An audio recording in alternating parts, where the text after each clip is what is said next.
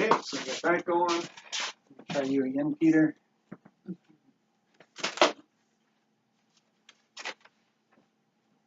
Excuse me.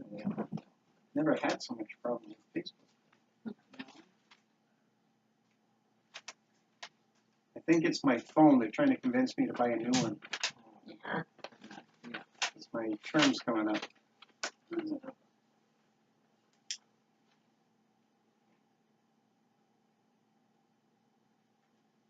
No. Okay.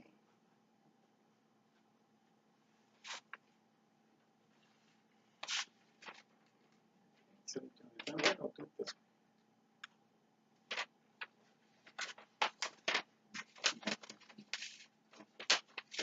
Do you have your phone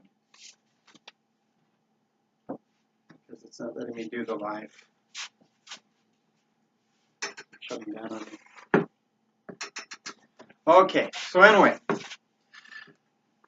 if you had been doing your reading this morning, there would have been some interesting things that you discovered.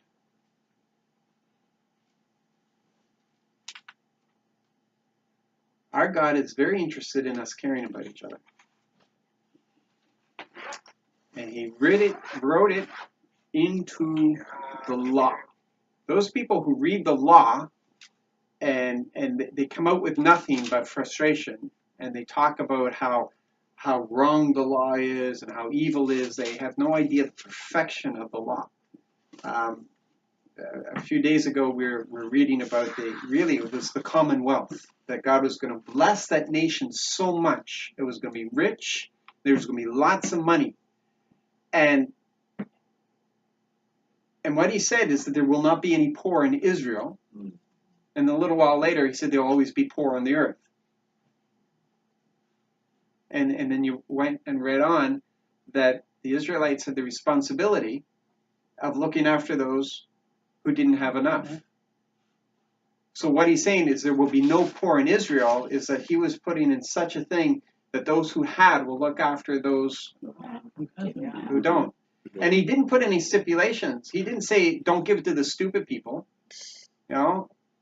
Don't give to the sluggards. He doesn't say that. He doesn't say that in there. Although he does speak to people and say don't be a sluggard, work. Yeah. You know, but at the same time he doesn't say don't. There's no condition on this. There will be no poor in Israel. Right? There will be no poor in Israel. As simple as that. Because they had to obey him, and this is what they had to follow. And then we were reading today, and it's if your neighbor's cattle wanders up your driveway, look after it until the neighbor shows up. And if you don't know who owns it, you look after it until the owner shows up. It's not yours, but you have to look after it. Wow. And then when they come for it, give it to them. Doesn't say ask for compensation for all the feed that you gave it. Look after it. Do the same thing for a donkey. And so do it for a piece of cloth that somebody lost. Oh. Okay, I can understand the cattle, but it goes all the way down to the cloth. In other words, if you don't own it, if you didn't earn it, it's not yours. But you have a responsibility to look after it because it's one of your brothers or sisters who have lost it. So you look after it. They also had a highway law, like what we have in Quebec. You know in Quebec that if you come across an accident, you have to stop and give whatever assistance you're capable of giving. That's the law. If you drive past and they find you, you're going to be charged under the law. There, if you see somebody's cattle has fallen over and they're struggling to get, you stop and you help them get that onto their feet. There's this caring thing. But right in the middle of this, here's this thing about a mother bird and her eggs.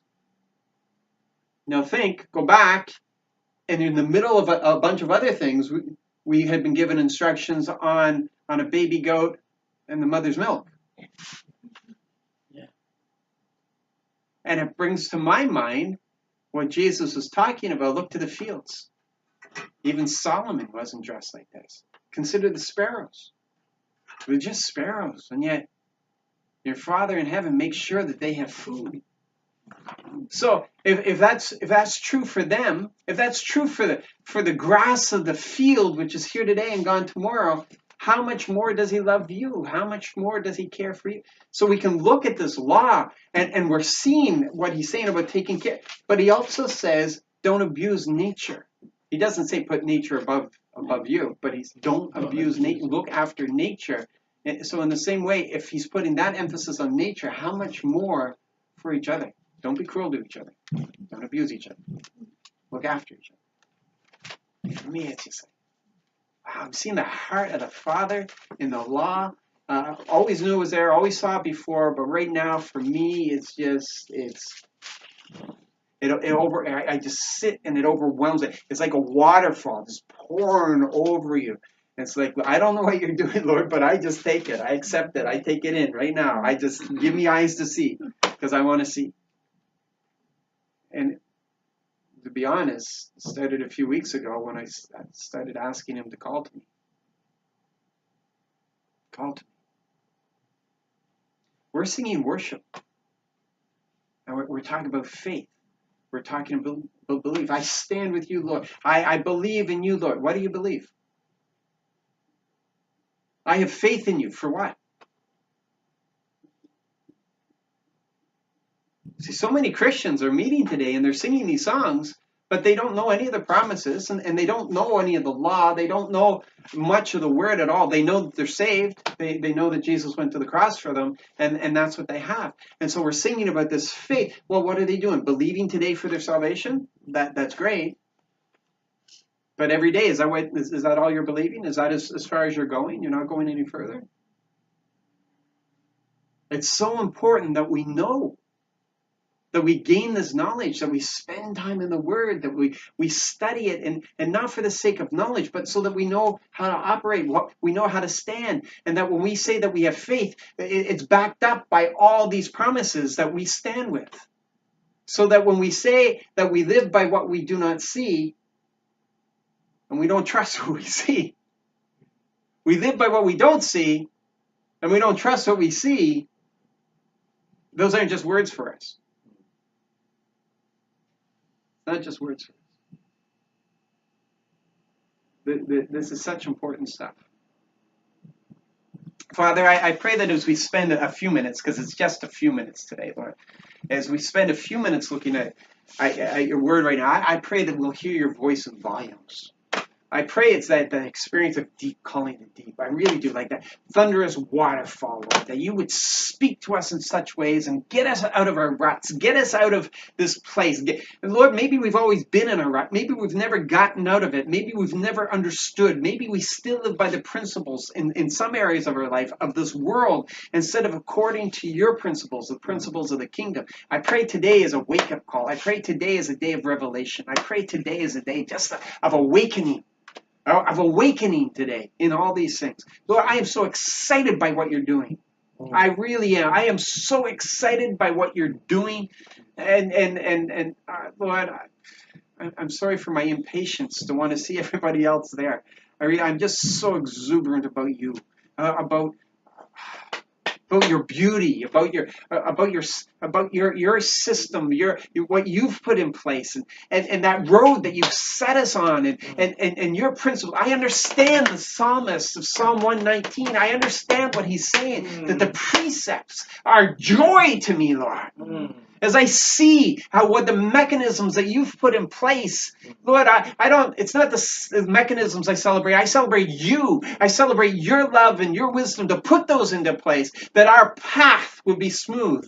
That it would be smooth, that those valleys are filled in and the mountains are removed. And that's your plan for us. This isn't supposed to be hard. This is supposed to be joy. This is supposed to be joy for us. So I pray today, Lord. I pray today, Lord. Let this be the day. Let this be the day of breakthrough. Really, let this be the day of breakthrough for us. Lord, I pray victory right now for Jonathan. I pray, Lord. I pray that he'll let go of that thing that has a hold of him, and he'll grab a hold of you because you want to have a hold of him. Victory for him today. Victory for him today. I pray for victory right now Lord, for all the finances that are sitting here. Lord, there's a wealth here. We just don't see the key in front of us. I pray for such a release of the finances. That the finances are a tool. They're not an idol in our life. Just a tool. And that tool you've given to us. You've made it available to us. So that we can carry out everything that you've told us to do. Oh, Lord, let us be good investors today of these things that you give to us. We just received the seed from you today. And I just thank you for what you're about to do. In Jesus' name. Amen. Amen. Oh, God is so good.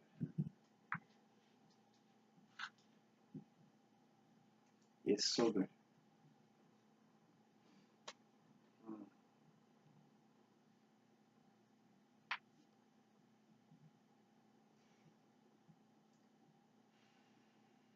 We have to gain the knowledge to know what we're standing in faith with. Your testimony is so important. Your collection of testimonies are so important. It's going to be very fast today. I'm trying to make up for what I did last week. Because it's simple. And I only want you to grab hold of one principle today. I just want you to grab hold of that, and I want you to do something with it. I am desperate for you to walk out of this place with this thing, determined that you're going to do something with it. Really am.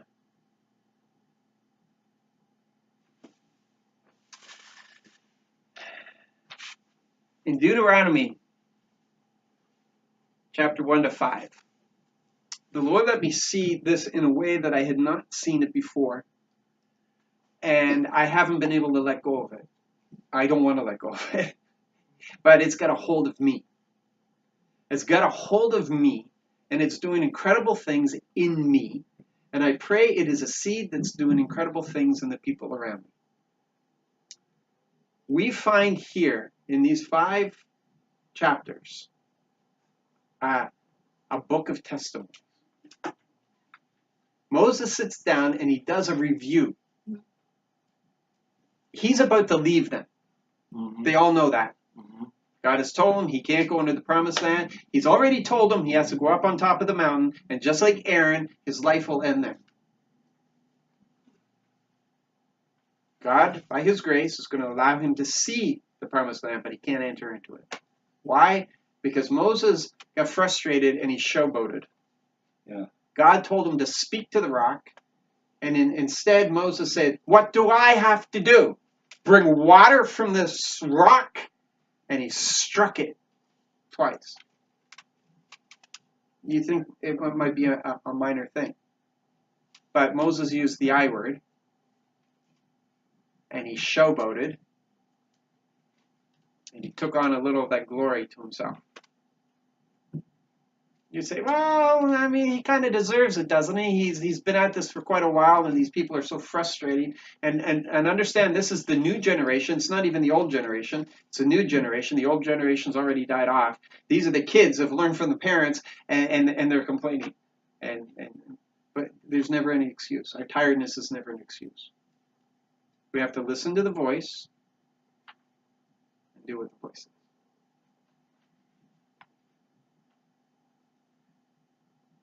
Something that I saw on yesterday, in our daily reading. I'd never noticed it before, and I don't know how I'd missed this. But God's system of government in Israel always knew that he had made accommodations for a king long before the time of Samuel. Through Moses, he told them that if they wanted to have a king, they can have a king, but then he put stipulations on that king. So when it came to Samuel, and Samuel's all upset that they're asking for a king, and he's all indignant about this, God already knew and had given them provision and he allowed them. He allowed them to ask for a king. He set that up through Moses. And what we have as a government, what was revealed in here, is we have the high priest. We know about the high priest, right? Everybody knows about the high priest. And he made allowances for a king. But there was also a high judge, or a chief justice, if you want to say that. And there was also the office of the prophet. There were 4 offices he created for the government in Israel. It's amazing. Now, that's not saying that it's 4 different people, but there's 4 offices. And throughout the history, like Samuel had 2 of those offices. He was the high priest and he was the prophet. And there were times that God allowed David, by his grace, which was against the law, to actually step into some of those priestly things. We talked about how the worship he set up was actually against the law. It went against the law of the temple and such. But you have these 4, and it's so interesting, especially when you compare the high priest and the prophet. Because we can begin to understand some things today according to that. Because the high priest was responsible for all the ceremonies, was responsible for all the regulations, if you want to have it that way, was responsible for the sacrifices and everything. It was all the regulations, the law, the keeping of the law, making sure everybody understood the law. But the prophet was the voice of God. The prophet was the voice of God. Except in Samuel's situation, God didn't speak through the priests. The priests followed the regulations, made sure that the nation followed the regulations. But it was the prophet who would speak correction. It was the prophet who would bring in warnings. It was the prophet who would draw people back. It was the prophet who spoke the voice. Wow. Yeah, and what is the if you want to say what is the stress factor? Is that's the the word escapes me. Anyway, the tug of war that goes on in the church today. It's between the word people, the people who treat the word like the law, and then you have the prophet-like people who are obeying the voice of God. What we need is both. We need both. We need that good mixture of the charismatic and the Baptist married together. Because I'm telling you, the Baptists know that word so well, but they're missing the voice. Yeah. And so often the charismatics know the voice so well, but they're missing the word. And a marriage of the two is what we need. And it's amazing that in this, I noticed that the 2 offices that God had really brought attention to the fact that there could be abuses. It's the office of the king. And the king, from my understanding, and I'm more than willing to be corrected on this, the king was more responsible for the defense. He was the head of the army. He was responsible for the defense of the land. That's why Saul was chosen. And right away, he was chosen. He drew people together and he started battling and protecting and defending the land. But the king had restrictions. The king was only allowed so many horses. So his power, because horses represented power, his power was limited. He was never to get so big that he didn't need God. His wives, it said right there, he's not to be a man of many wives. Why? Because the wives will turn him. And he wasn't allowed to have a lot of silver and gold. Why? For the same reason today. The king had all the money. He had all the control. And the king was never meant to have all the control. There's 4 offices. And there's a balance in those offices. The other office that could be abused is the office of the prophet. And so he told them, this is how you know if it's a false prophet. And he gave them... He didn't really talk about the other 2. He didn't talk about the judge. The judge was oftentimes part of the Levites, was a Levitical judge. So they already had the high priest and the judge. They were kind of boxed in that this is, And it was obvious if there were problems there because it was outside of. But the king and the prophet, they had a little more flexibility. Why do I bring that to your attention? Because we learn these things, and then we begin to understand. Now, we need these things. You need to understand how important the stories are, how important the testimony is, how important it was for Moses to remind them, to go through, to list. Yahweh has done this, and this. He brought us here.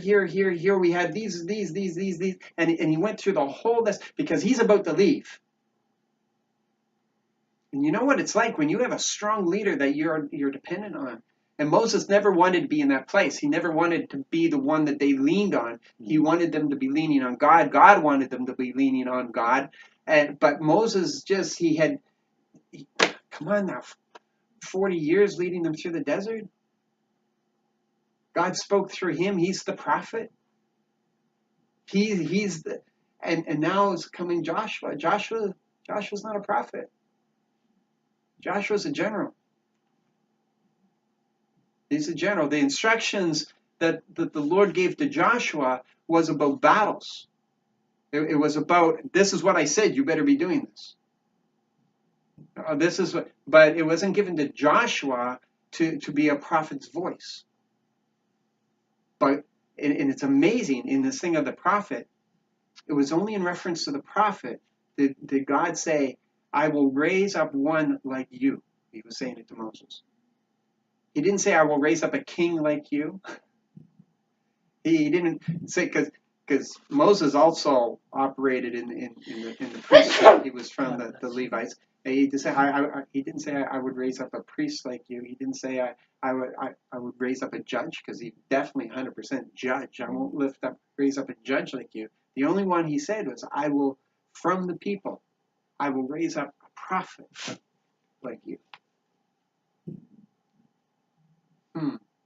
So he's got this, and he's going through, because he's about to leave.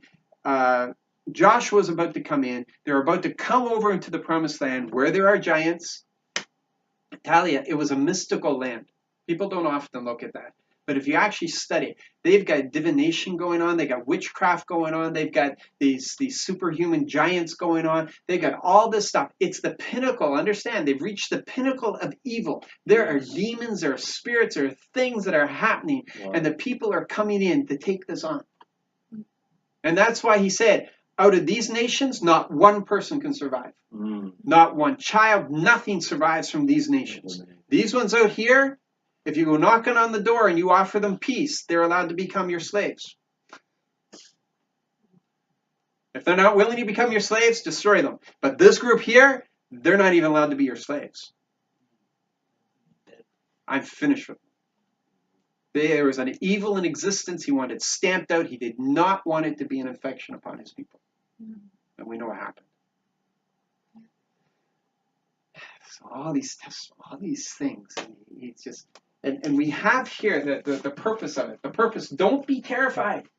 Don't be afraid of them. The Lord your God is going before you. He will fight for you just as he fought for you in Egypt while you watched. While you watched. I love when he puts that in. While you watched. You didn't do anything, people. You didn't liberate yourself. While you watched. And as you saw him do in the desert, because there were battles in the desert, again, he rescued them. Throughout your entire journey, until you reach this very place, the Lord your God has carried you just as a parent carries a child. And Moses lists all the examples, all the testimonies, all the things that God has done as a reminder. Is that why Scripture says to us, if Dad was willing to give us his very best in Jesus Christ, will he not also give us all things? Moses is saying, if he carried you through the desert all this time, understand he's going ahead of you. And that's how they defeated. There was a spirit of fear that God put upon the hearts of the people of that land. Israel should not have been able to defeat all those people. You're kidding? Those kingdoms get together? Israel was just really tiny compared to the amount of people, but there was such a fear in them. And there was a superhuman strength. And God gave them an understanding to military strategies. That was all Him.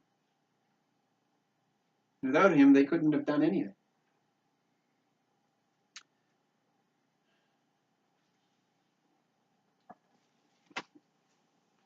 Most of us are very familiar with the scripture that tells us that to teach the law to the children, teach the commandments to the children. I don't see this one come up often. Teach the testimonies to the children. Tell them what you saw.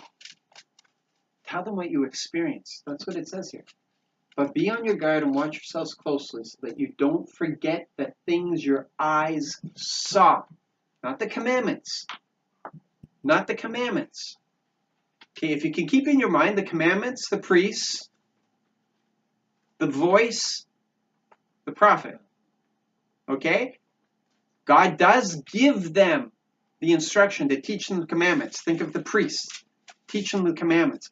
But He also was telling them to teach them about the voice of God. What you saw. What you saw.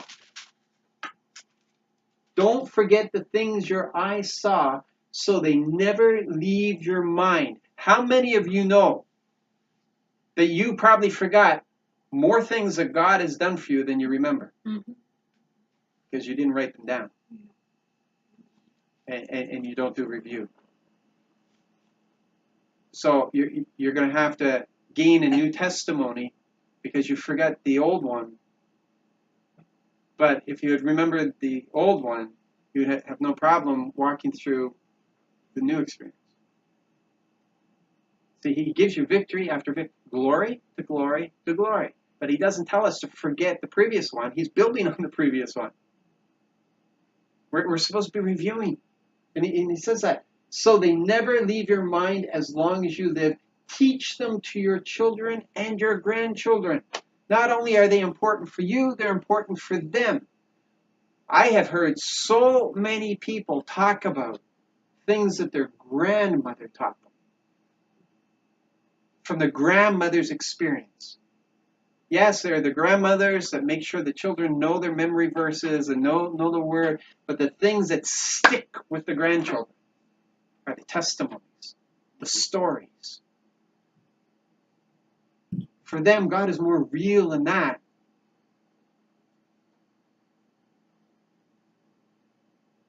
And how does that help them? It sustains them until they gain.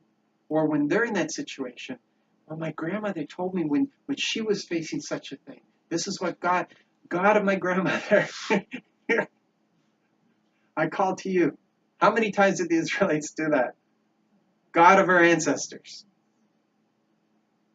We have heard with our ears what you have done for our ancestors, but we want to see with our eyes. And those testimonies, those stories. Yes, I'm not taking away from the word. I'm going to gain a really bad reputation because I stress so much the voice these days.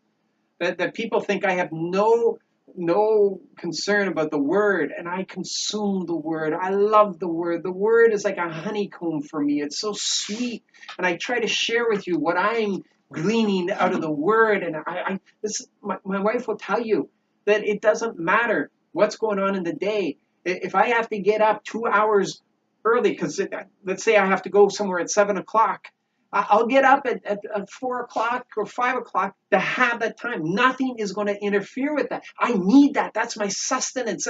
That's better than breakfast for me. I need it. And I expect that I'm going to glean something. Even from some of the driest portions of Scripture, there are such tremendous lessons if we have eyes to see. This is important. The stories are important.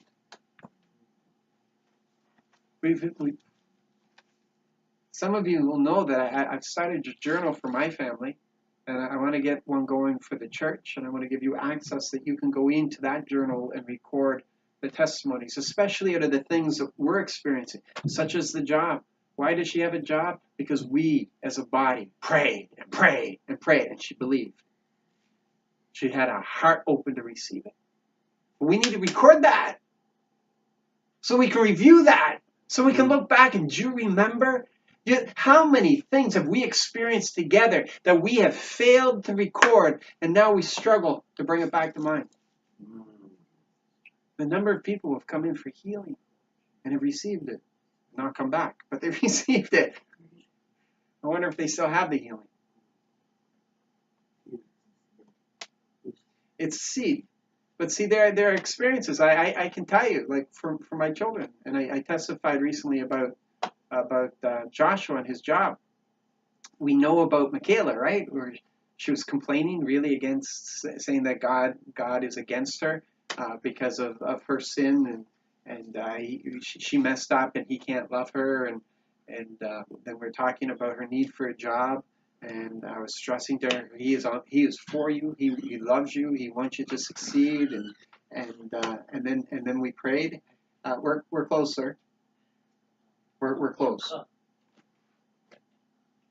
What do I want to talk about? Kevin, do you want to? And so I was talking to, we prayed about it, and it was the next day that she got the job offer on the bus. You remember that? Yeah. She got the job offer on the bus. And I was joking with her, and I was saying, well, yeah, that's normal. Everybody goes on the bus to get a job. Right? And, but you know what? She didn't hold on to that. She didn't honor him. She didn't honor him. He revealed himself, but she kind of shrugged her shoulders at it.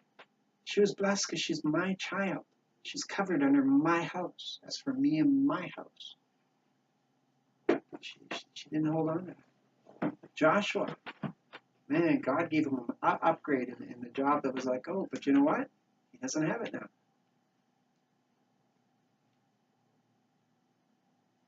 That one's gone too. This last one? Yeah.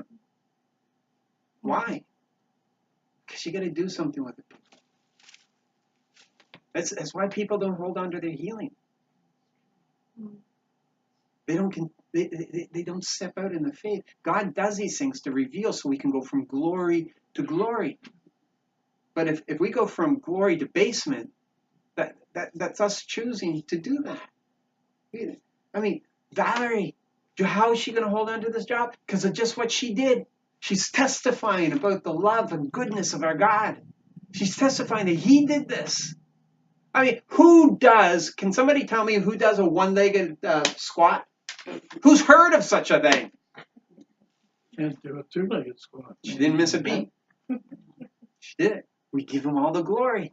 She's glorifying Him, testifying, telling people about it. It's a wonderful seed. And because she is properly managing that seed, guess what? From glory to glory. From glory to glory. And that job remains before her all the time. So it's before everybody else. So it's a thing of encouragement. If he's done that for her, it's for Kevin to say, that's mine. That's mine. Remember Serena, who we really missed today? She working? Home for the weekend. Home for okay. That's okay. She's allowed to see mom and dad. We won't mark her as absent. Remember that one day everyone was talking about what was going on with her work and things were released, and she spoke up and she said, people, Jesus is at work here. Do you remember what we prayed about last week? She was the voice of the Lord reminding us what was going on. Because we prayed, this is what was happening. Voice is so important. We have to be attuned to that. We have to hear, because the voice gives us eyes to see. The voice points things out to us, to notice, things that we normally wouldn't notice. It would just, if something suddenly stands out, you've got to understand that's a spirit who's speaking to you, who's pointing something out to you. Mm. Make note of it. I've got paper and pen stashed all over the place right now, because you know what it's like. That thing enters into your mind, and you think, I got to write that down. But then a couple of things come up in between, and then you go to write it down, and it's like a wisp of smoke. But if you write it down, it gets incorporated into who you are. Yes. It's important. And then you can review it.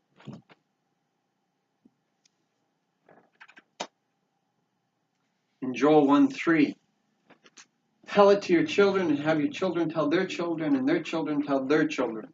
And again, he's talking about the actions of God, what God has done. Not just what God has commanded, what God has done. That's so important. You know, we can tell our kids, don't lie. God doesn't like liars. And some of our children that were a little scared about, you know, we can tell them, don't murder. We're afraid that they're going to go down that road. Don't murder. It's not going to go well. Yeah, that's great. Tell them, because it reveals the Father's heart. You know, but at the same time, tell them what He's been doing in your life. Mm. And sometimes we as parents and grandparents don't do that because we think they won't be interested, or that's something that they can't understand, or we don't want them, maybe a little bit of our weakness appears in that story, and we don't want them to have a bad image of us. It's more important they have a good image of God than a good image of us. We got to tell these stories. We got to tell, because once you're gone, the stories are gone. Yes.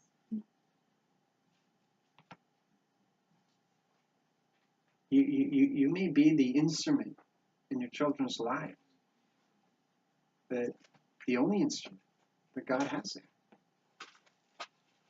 And don't think that with your passing that their opportunity is gone, as long as you're leaving a recording, some sort of recording of what God has done in your life.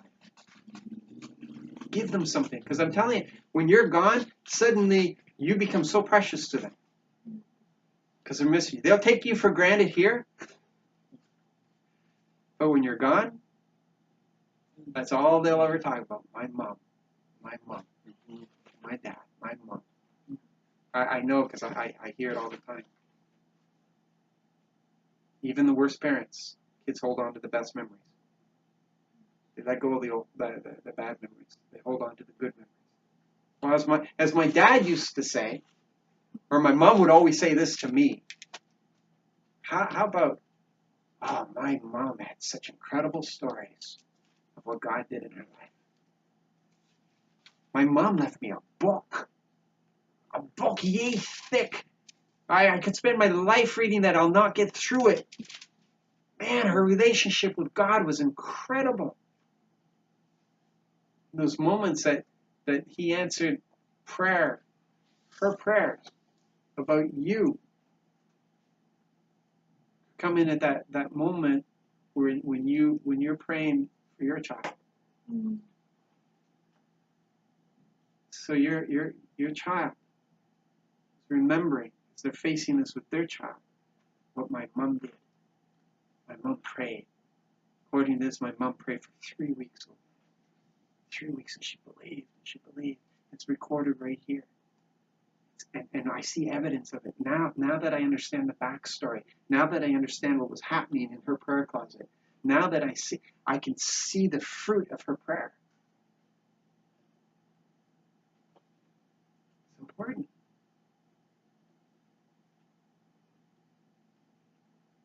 You can read a book and watch a movie, and I'll tell you, more often than not, it's the images of the movie that will replay through your head. Stories are powerful. It's the imagery is powerful. It's powerful. It's recall. Let them see it. This is Psalm 78. We won't hide them from their descendants. We'll tell the next generation all about the praise due the Lord and his strength, the wonders of works God has done. He established a law for Jacob and set up instruction for Israel, ordering our ancestors to teach them to their children. So is this, that the next generation, or this is so that the next generation and children not yet born will know these things, and so they can rise up and tell their children to put their hope in God, never forgetting God's deeds, but keeping God's commandments, and so that they won't become like their ancestors, a rebellious, stubborn generation, a generation whose heart wasn't set firm and whose spirit wasn't faithful to God. So you notice they are never forgetting God's deeds, keeping God's commandments. It's the testimony of what God has done that tends to keep us in a place of obedience. It's what he does that will keep us faithful. Because he's faithful to us, it will be our desire to be faithful to him. Why do we love him? Because of how much he's loved us. See, it always starts with him. It's what he's done. It's how he loves. So we respond.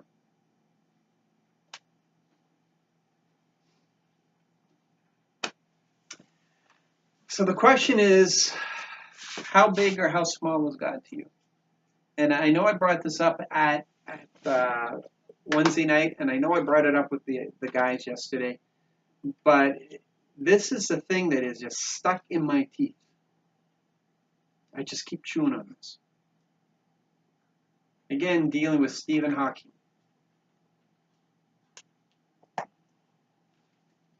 This man looked into the face of God, and God was too big for him to believe that there could be a personal God.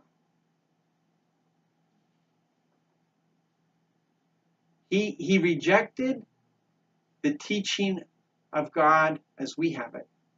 I don't know. I really don't know whether he rejected the idea that there was a designer. Because most of them in that field believe in a designer. They look at it and, listen, it's so big. It is so big. Well, our problem is that we live a life that usually is in like 4 square kilometers. That's our world. That's our world. And even if you're one who goes on vacation and you go somewhere, it's not for long, and it's not overly far. Most people in North America, the furthest they go is probably Florida. Yeah, maybe the Caribbean, Hawaii. maybe a cruise, but even there, it's so limited. It's you're on that tourist path. You don't get to see real life. Maybe there's a chance that some of you might get to Europe, but there's not many people who are going to get to the Middle East. Not many people are going to get to Africa. You know, I was fortunate. I got to at least South Africa, and I wasn't on the tourist path. It was, you know, I got to hang out with the locals. And I got to see some of the ugliness. And my best friend was from Congo. And we're walking down the street, and he says, "You realize everybody's staring at us?" And I look around, and yeah, the people are staring at us. Why are they staring at us? He says, because the black people are trying to figure out whether I'm your servant. And the white people are trying to figure out what you're doing hanging out with a black man.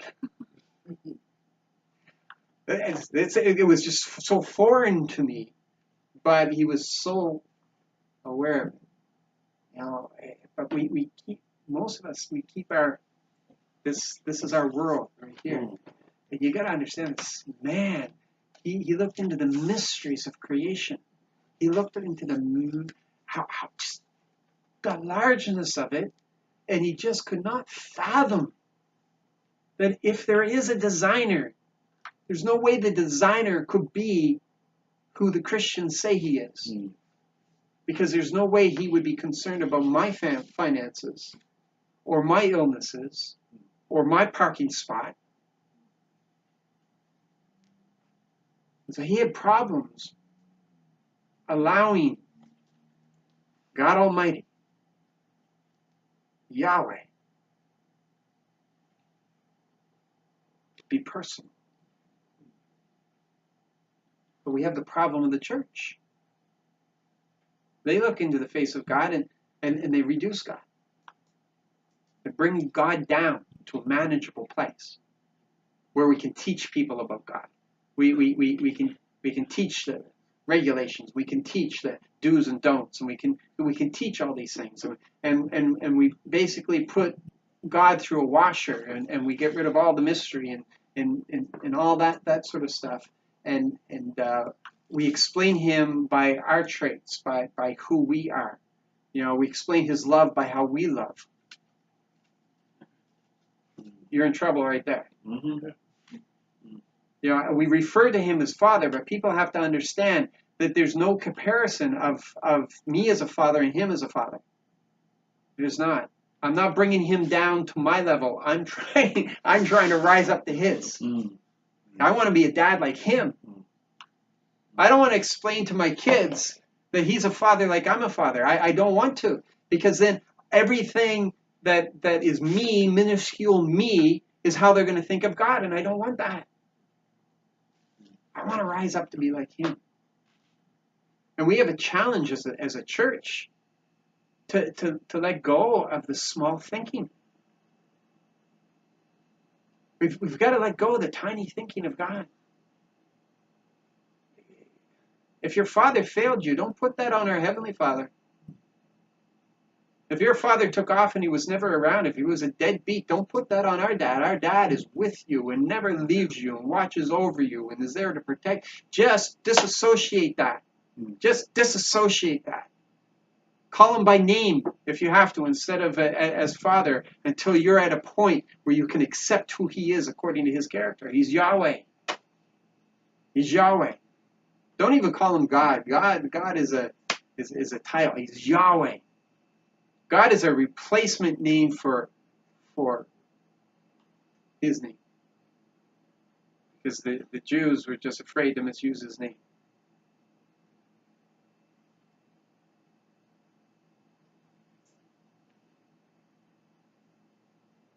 Why are we surprised that Dad put $150 in Deborah's purse? Why would we be surprised with that? This is the God who's responsible to make sure the galaxies don't run into each other. Is that too big for him?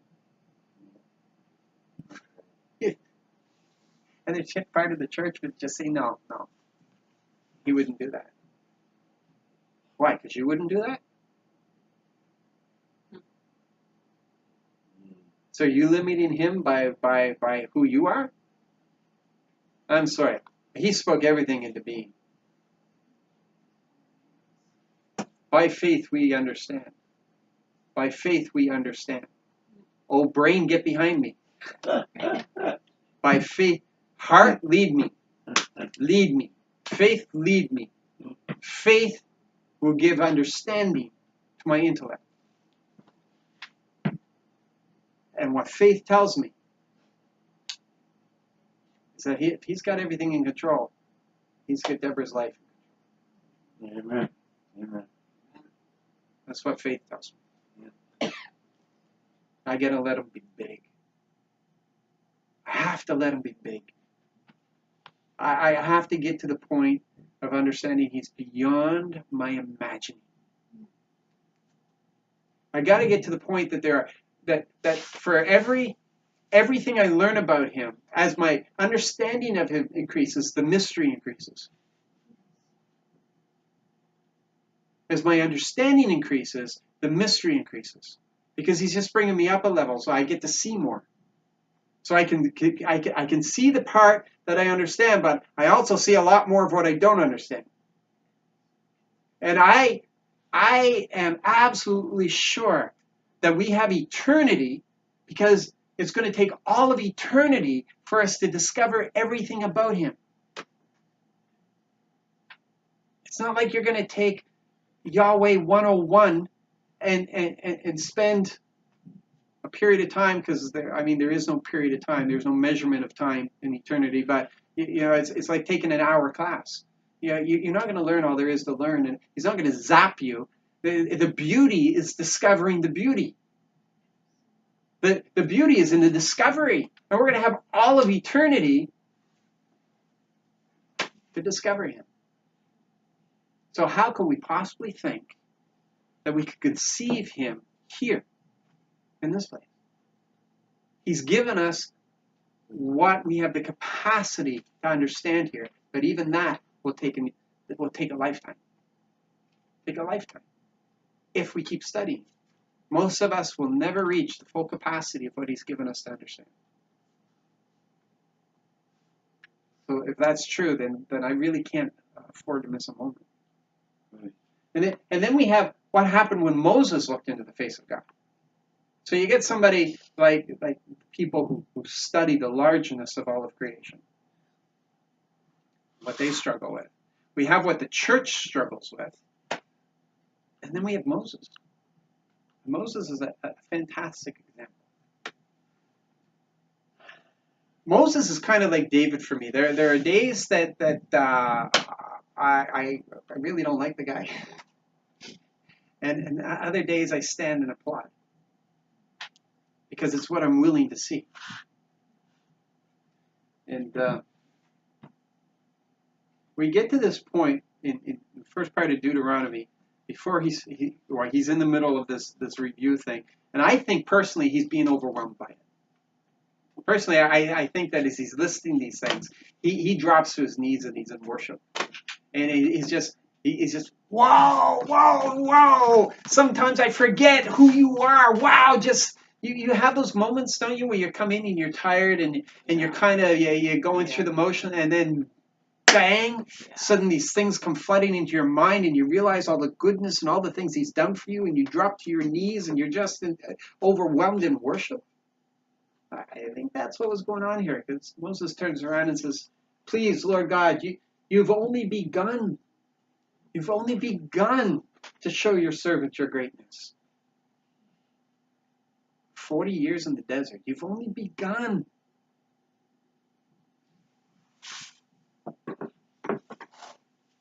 I know quite a few people who have been on the Christian road for a while, and what they started off with, when you're young, you think you know everything, and you get to a point where you know that you don't even know a part of it, and you get to the point with the Lord, I have another 4 years. I want to live what I've just learned in the last week. I want to have 40 years to work this out. I want 40 years to discover even more. And that's basically what Moses is doing here.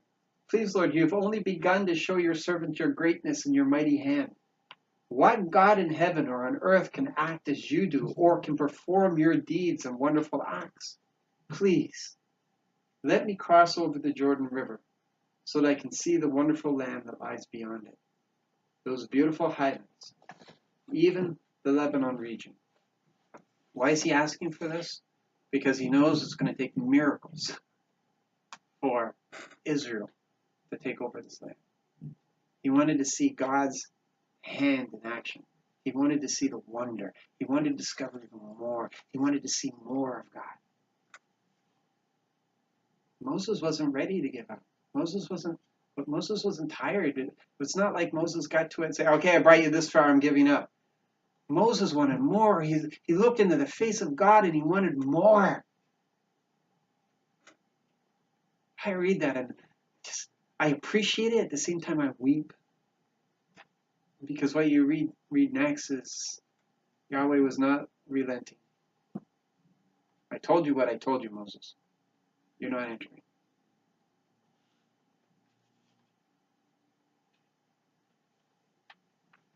Now, you take this and you see the love, you see the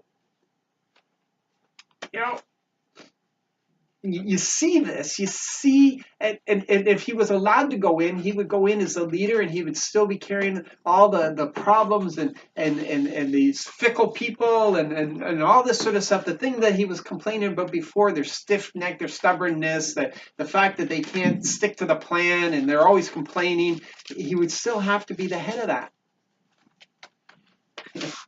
So he's asking, he wants more. And we contrast that with this. We have to go all the way back to Exodus 3. But God is calling him from the bush. So let's go right back to that point. He's calling him from the bush. And he tells him, I'm sending you to take my people out of Egypt. At this beginning point, as Yahweh reveals himself to Moses, because they knew there was a God, the God of the ancestors, but nobody had ever spoken to him. There hadn't been any interaction with him for 400 years of captivity. And so here Moses is confronted by this God, and he doesn't even know his name. And his reaction is, who am I to go to Pharaoh and to bring the Israelites out of Egypt? Who am I?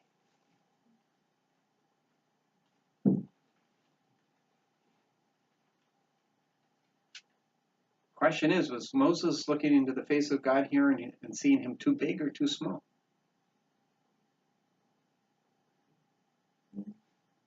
Some people would say, well, he was overwhelmed. I say he didn't know him. He was small to Moses. That's why Moses could say, who am I? Because he's not really saying, who am I? Because Moses knew who he was. Moses was saying, I don't think you're big enough.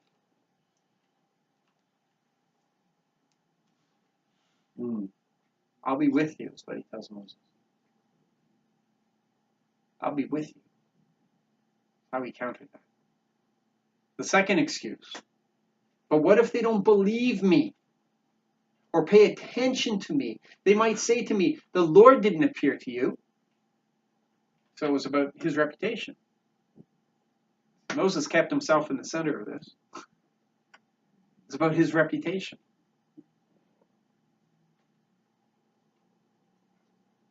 I love the Lord's response to this, because he just said, what's in your hand? He didn't have to do a big show of it. Just, what do you have at hand? Because that's what I'll use to reveal myself. Sometimes we think we have to go off to these great schools of learning, and there's nothing wrong with learning. Sometimes we have to think we have to go through all this training, and we go far afield, whereas God's saying, what's in your hand? What's in your hand?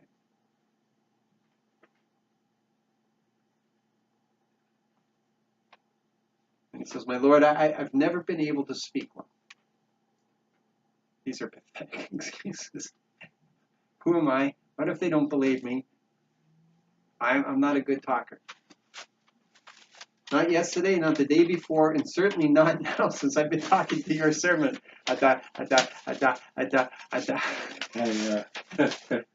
Some people thought maybe Moses had a stutter. I think Moses was just lying through his teeth. Excuses are excuses. I have a slow mouth and a thick tongue. And here where we can see Yahweh's patient, but there comes a time. Who gives people the ability to speak?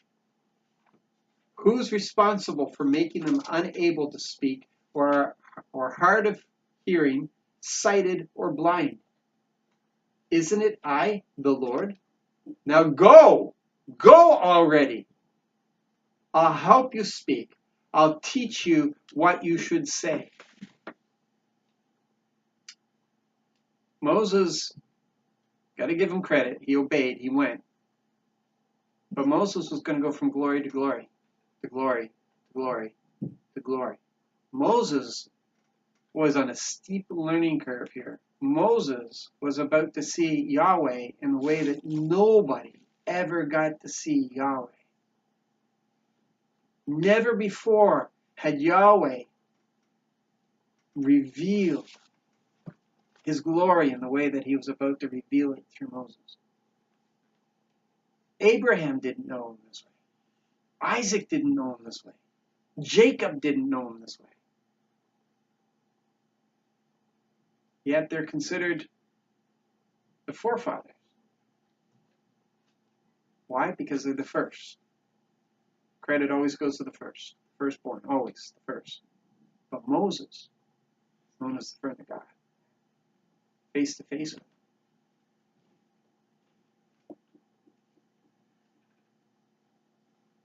So what's the difference?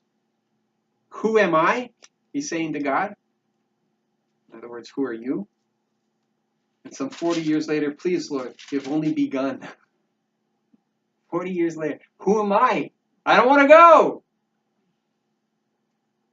40 years later, you've only begun to show your servant your greatness and your mighty hand.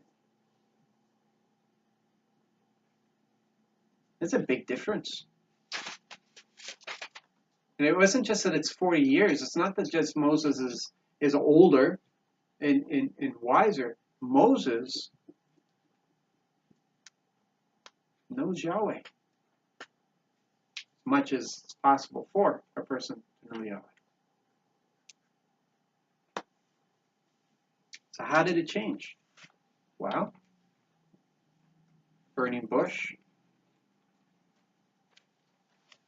a voice, representing God to Pharaoh. That would have been a big one. God puts us in awkward situations sometimes.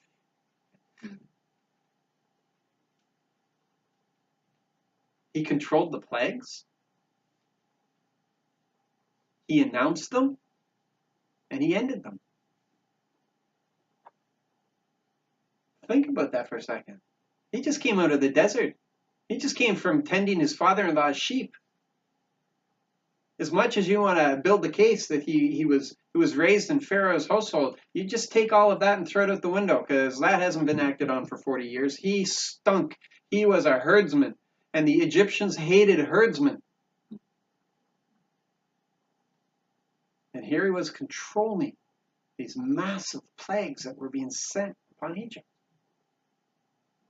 People say, well, it was God. Yeah, but it was God.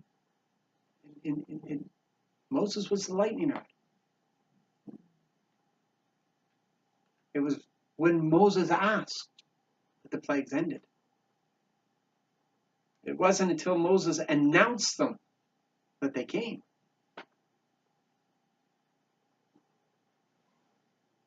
He became a leader of a nation that really wasn't a nation until this moment.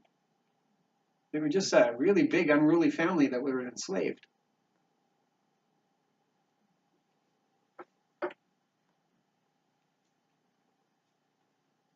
You tell me, you hear the voice of God tell you to part the waters, that's not going to change you.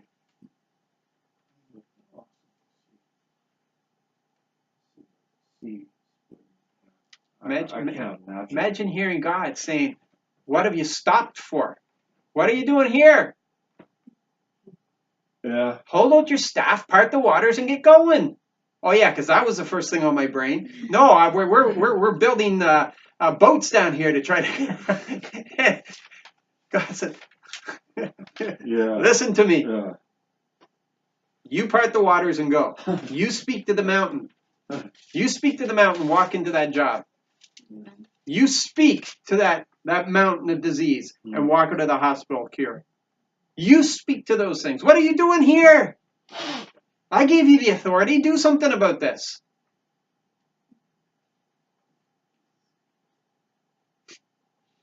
What about the experience of the manna?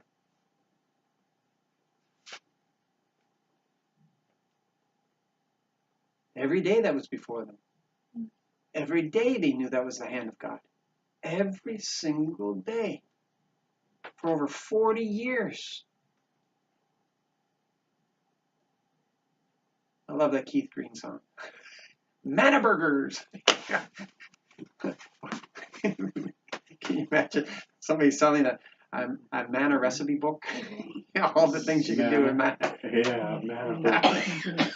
But it was food. Manna casserole. That's right. What about the quail? Do you realize what Moses said to God? How is it even possible? God's saying that by nightfall they will have meat. And Moses, you got to understand, he said, this is still early. And he said, how is this possible? And he referred to, even if they had all this cattle, it wouldn't be enough.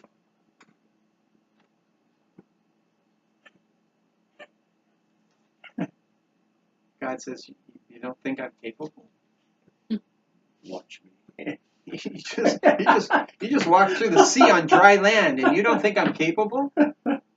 You collect bread every morning from heaven and you don't think I'm capable? The quail was a lot more to do with establishing Moses in his place, in his understanding and faith in Yahweh, than it had to do with actually taking care of those people. Yeah. Satisfying their wants. Mm-hmm. All these things were taking him from glory to glory, was building his understanding, was building his understanding of Yahweh, was understanding the Father's heart. The water from the rocks, how many times did that happen? Oh, you guys are thirsty? Water! The victorious battles, various battles that they won. What about that face-to-face with God experience? For as much as you can have a face-to-face, but standing in the amount of glory that he could tolerate. Yeah, I imagine standing in his glory, the amount that you can tolerate is like your body could tolerate so much radiation. So it'd be like entering into a room where it's the limit of what your body can handle radiation-wise. And that's how I see God's glory. That we stand, he knows what our limit is before we become crispy critters.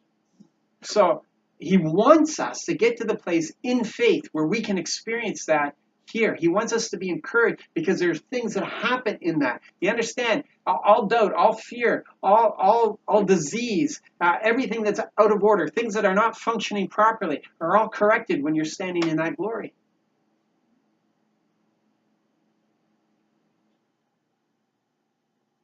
I don't know about you, but I want it. I want it. And I don't want it for me. I want it because I have a mission. And I want to be able to fulfill my part of that mission to the best that I can do it. Which means not limiting him. Which means seeing him as big as I can possibly see him. And standing in the amount of glory that I can possibly tolerate. So that when I go out to minister, there's absolutely nothing that I would fear. Because I just been in his glory. I know who my God is. How could I possibly fear anyone or anything? I know who my God is. I just don't know about him. I know him. I meet with him. I hear him. He speaks to me, fills me, encourages me.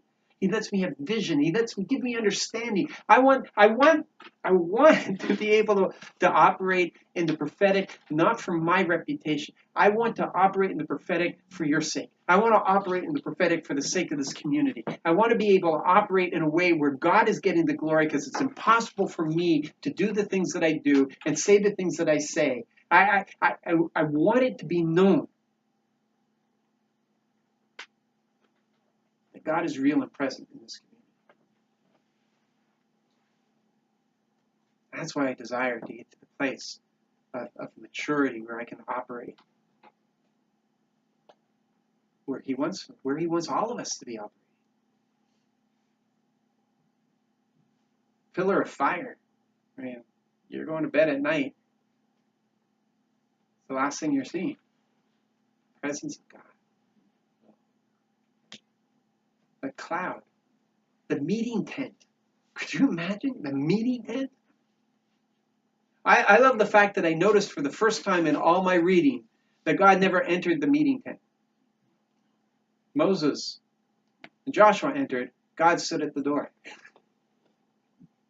Because if he entered, crispy critters. And when they finished building the tent of meetings, the whole thing, and God, he blessed it, he anointed it by entering into the tent of meeting, and then Moses and Joshua could not enter. They were the ones standing on the outside.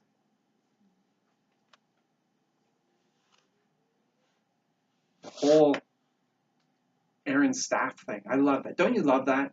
Yeah. This is God with the exclamation mark. This is the God that we have. This is what he loves to do. He loves to make a point. So it was just supposed to bud, right? That's all it was supposed to do. It's a staff. And you understand that it had to be dry. Because if it wasn't dry wood, it would rot.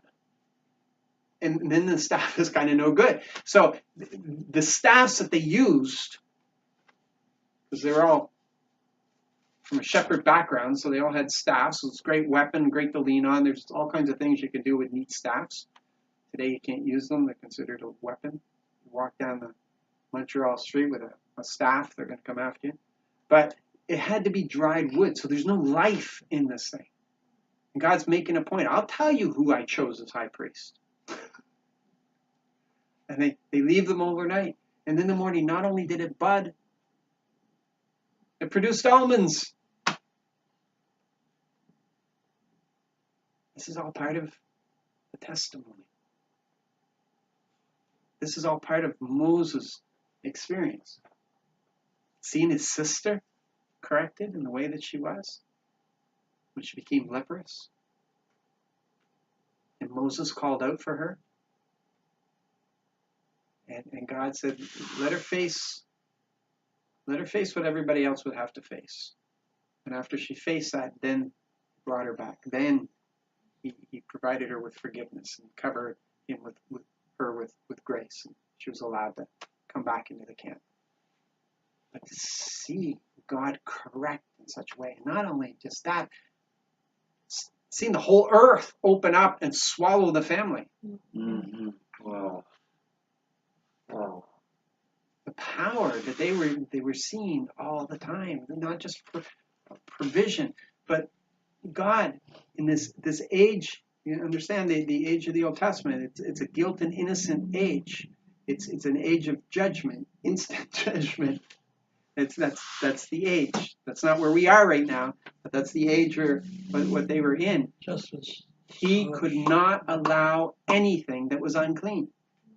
And rebellion was unclean. And that's why it wasn't just the father, because the father infects everybody in the family.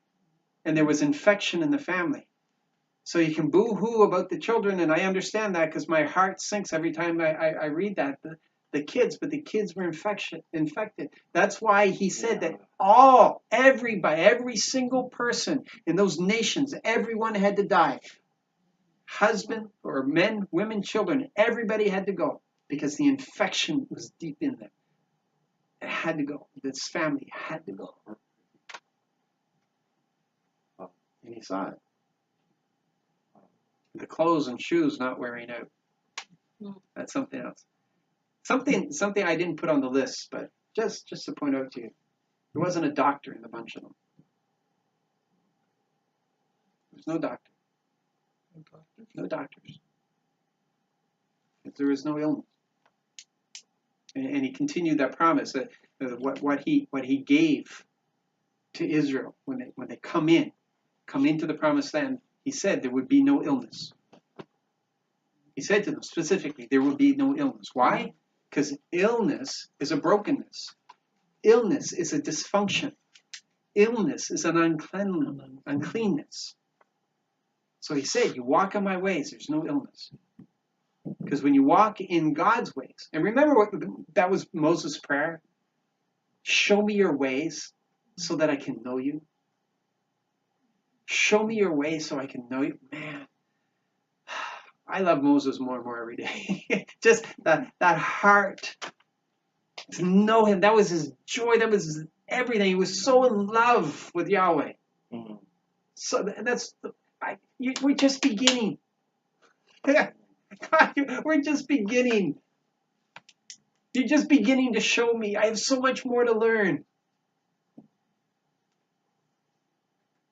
What God in heaven or on earth can act as you do or can perform your deeds and powerful acts. You see what happened? All this experience took him from the place of who am I, which he really was saying, who are you? I don't think you're big enough. To this point, there's no one like you. There's no God like you. There's nothing in heaven and earth that could compare to you. There's nothing. There's no one. You're everything. You are so big. He went from a tiny little impression of God. Wow.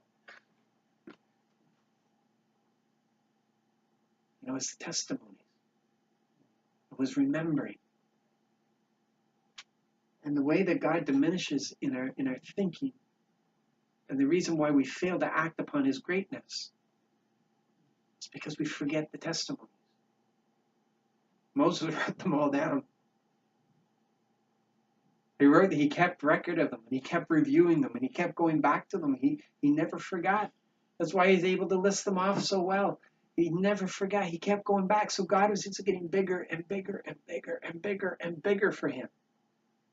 And if we forget our testimony, if you're fortunate, you'll stay on the same level. If you're fortunate.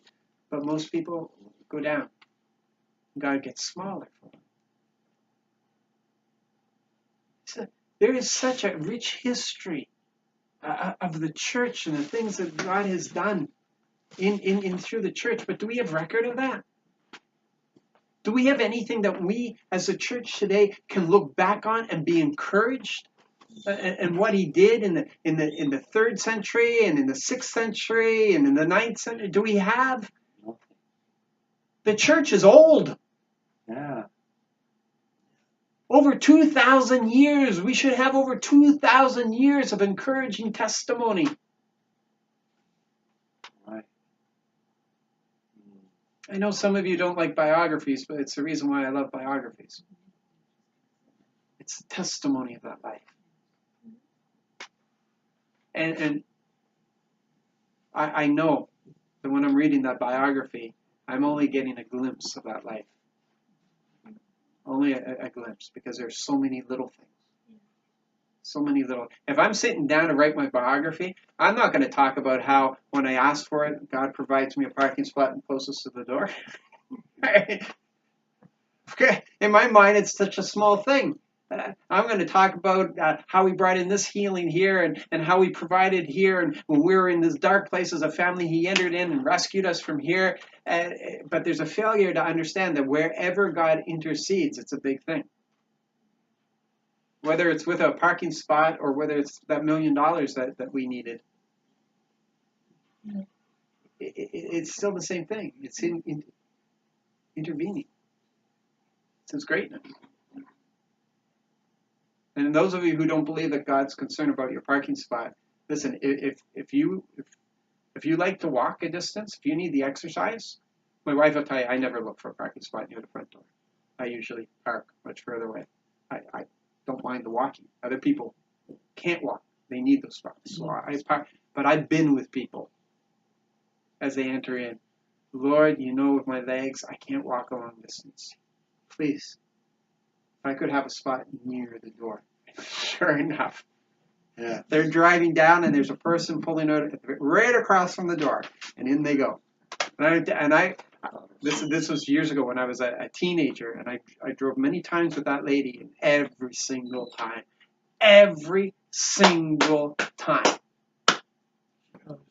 Yeah. Yeah. Because it's the God we love. But there's part of the church that says that's ridiculous. Because I'll tell you, they are the priests.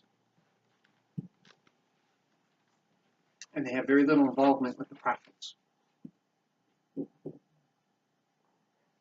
And I need the priests, but I need the prophets. I need those Baptists. I need those good, strong teachers on the Word. I need that. I also need my own revelation. And as much as I enjoy reading other people, I get so much more because he takes me into the meat of some things. I mean, this is where this is coming out of. It's from that time with him and the Word. I need it, but I also need his voice. I'm desperate for his voice. I need him to say when somebody walks through, this is what they're going through. So I can handle them with a little bit of tenderness and kindness and compassion and speak into that situation. Now, we need that as a family. We need that. Because sometimes we get stubborn, Karen, and we don't talk about our problems, Karen. We don't let people know what we're going through, Karen. Oh, did I say Karen? I'm sorry. Didn't mean to dry down.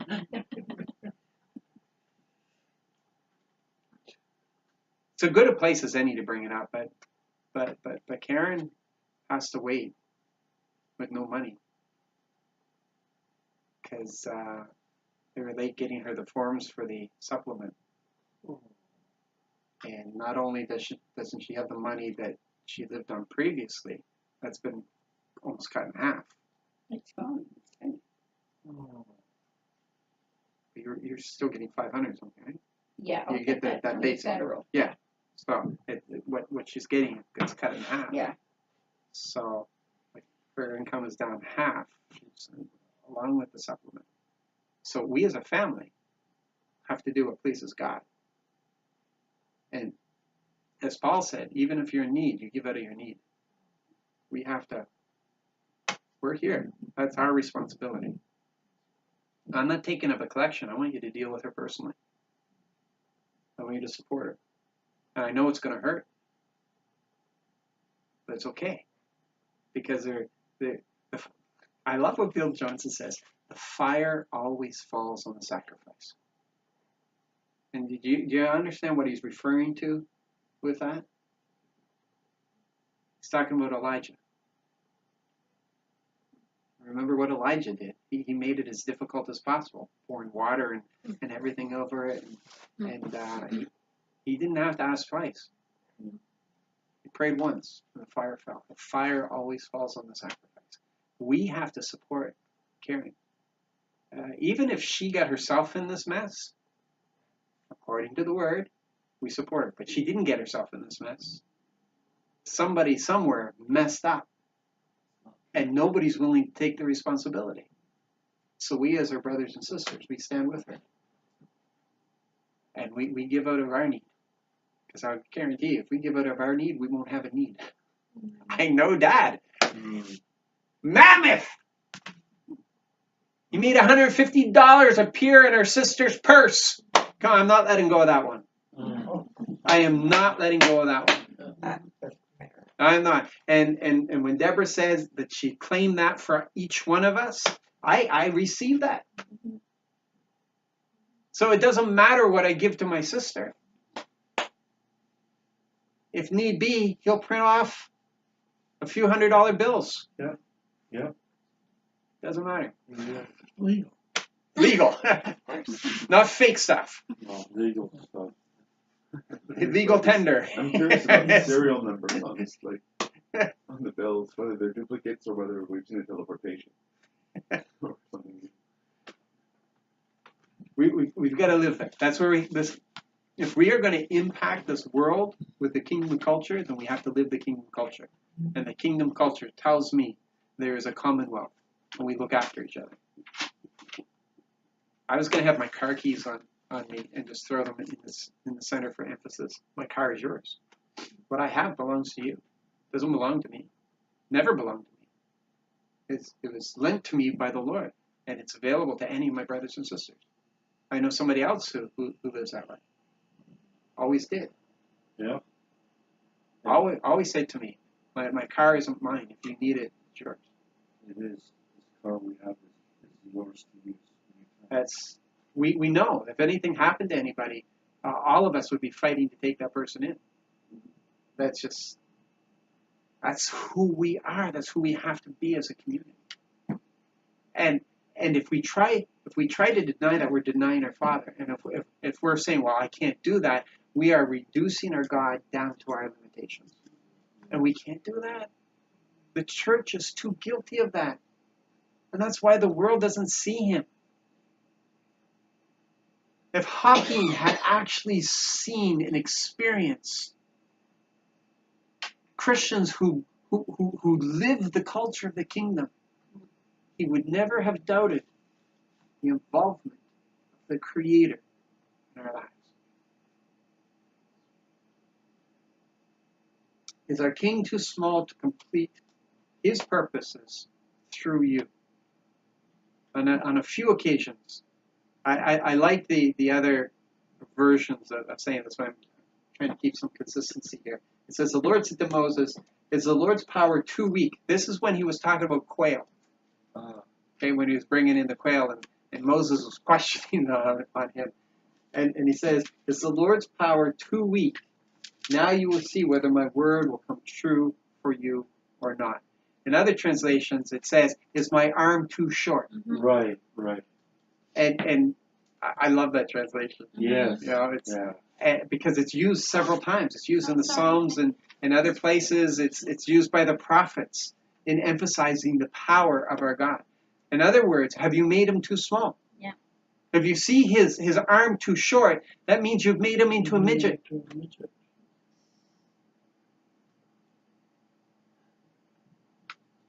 How you think about God, the image that you have God in your mind, is vital for your living. Not me who said that.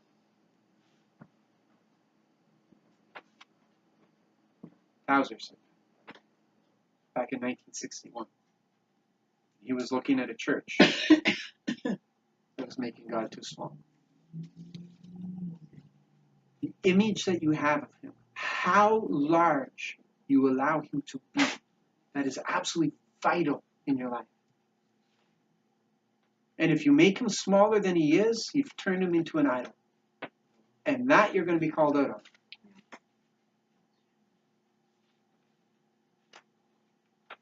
So don't even hesitate when it comes to supporting our sister.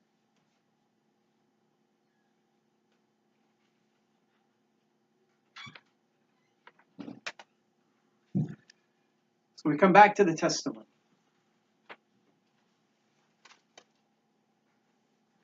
Okay? We come back to the testimony. And my question to you, everybody say hi to Sinead. We come back to the testimony. My question to you is, are you leaving a record for your children? Verbally, it's great to share it with them, but their memory is as bad as yours. You need a written record. I've talked about this so many times. I've talked about it for years, and I actually never did it. I mean, I have my little notebook, but that notebook will probably be thrown out in the trash because nobody can read my writing. And my children look through it and they say, wow, this is useless, and throw it. There goes all the testimonies. So now I'm using a method that can't be lost and can be accessed from all kinds of different places. I'm using technology because I want my journal of testimony, our family's journal of testimony, to be there, to be recorded. Because I want them to know my history, our history with God. I want it to impact them. I want those stories to stick with them. And besides, we were told to do it. Tell them to your children. Pass them on to your children and to your grandchildren. Some of you have just written off your children already. Well, work on your grandchildren. Right? There's something special between grandparents and grandchildren. There really is. Yeah. There's this thing of trust. I don't really understand it, but I do know that I do anything for Lincoln. I do anything for my children. But there's something that I feel I have to pass on to Lincoln. Not just Lincoln, but Ian Jr. as well. It's just that Lincoln is the one I'm spending time with this week. I got to tell him the stories. I want time with him so I can tell him the stories. I want him to know the history. I want him to know God is real. I want him to hear the God's voice. God's voice. Yes, teach the commandments, but teach the God speaks. We have to have that. We have to have the office of the priests so that we gain the knowledge of the commandments and the way that things function, because there's a way that the kingdom works. It's the way it works. He's put the systems in place, so we need the lack of other words using the Old Testament imagery. We need the priests for that. But we are desperate for the voice. We are desperate for the prophet. We are desperate for those who can speak that voice into our lives. We need that so much. We need it. Our kids need to know. Because if all we're doing is passing on the commandments, if that's all we're doing, we're teaching them how to memorize the word that's good, but there's more. That's more, and that's why we see a divided church right now. Because there are those who are so heavy into the word, they don't understand the more. And then we have those who are in the more, who don't have time for the word. We need it. Because the more takes us into deeper places in the word. And the word helps us understand the more. But by faith, we understand. By faith, we understand. By faith, we understand. The heart has to lead the intellect. The heart has to lead the intellect. That's not devaluing the intellect. But there's no value to the intellect unless it's empowered by the heart. Or you just end up with another Stephen Hawking. At the same time, I don't want to be part of that church that has minimized God, turned him into a midget, brought him down to our standards. So much more. Do they know his wonderful acts in your life? Do you want another 40 years to know him even better? Do you have that same heart cry that Moses did? God, we've just started.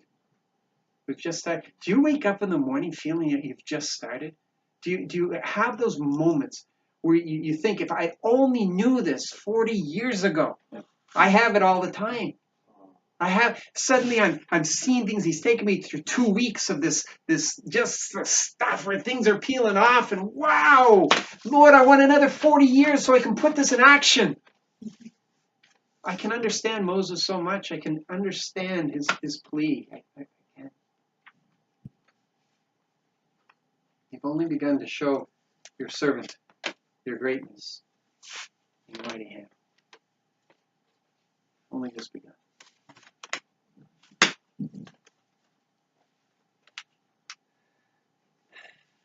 Have I convinced you yet? Are you going to start recording it? Start writing it down? If you don't know how to use the technology, use your good handwriting. Use printing if be, and put it in a notebook. Put your children's names on it. Say, this is for you. Whatever you have to do.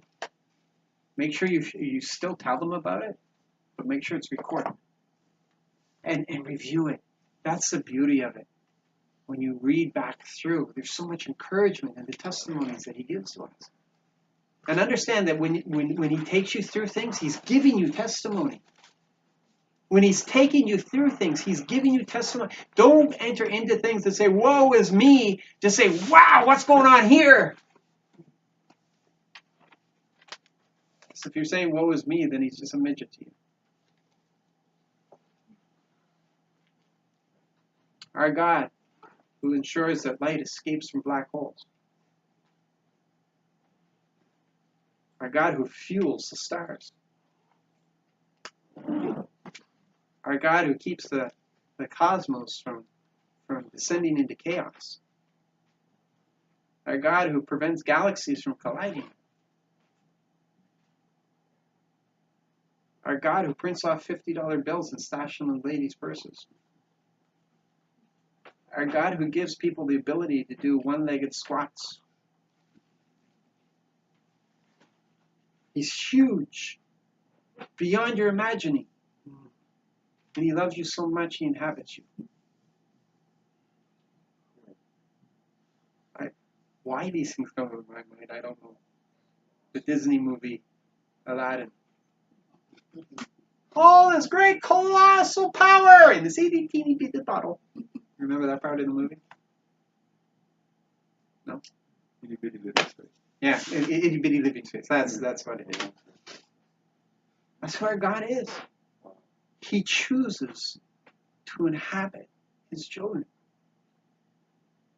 Jesus said, listen, if you love me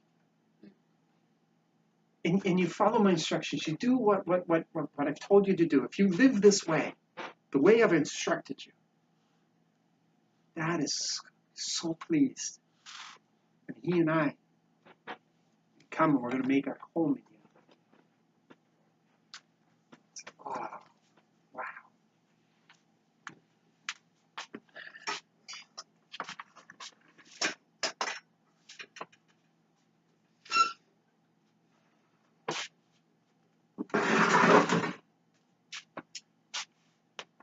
Something that comes to my mind, can you only imagine? Are you able to bring that up? I'm just going to say goodbye to the people who are watching the recording. God bless.